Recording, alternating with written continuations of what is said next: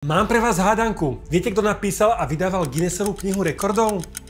No bol to írsky pivovar Guinness. Ten, čo točí to slávne čierne pivo. Halus, že? No ale počkaj, Filip, počkaj, ho, ho! Čo má výrobca piva spoločné s rekordami? Pýtate sa? Bolo to ešte v roku 55, keď sa vtedajší riaditeľ firmy pohádal s kamošmi o tom, kto je ten najrýchlejší letiaci vták v Európe. Google ani umelá inteligencia neexistovali, takže v kuse to hľadal v knižniciach a nič nenašiel. Vtedy sa zamyslel, že A koľko takýchto zbytočných krčmových hádok tí naši zákazníci majú? a dostal nápad. Jasné! Vytvorme im o tom rovno celú knihu! Najali si teda profesionálnych novinárov, zamakali a do 3 mesiacov bola na svete prvá verzia ešte s nepremokavou obálkou. Nech sa nerozmočí, keď ju chlapi oblejú pivom. Tejto na objednávku napísanej reklamy sa za prvých 10 rokov predalo 24 miliónov kópií. To je presne o 24 miliónov viac, než sme my predali tejto knihy. Pritom je rovnako kvalitná. Viem to, som ju písal.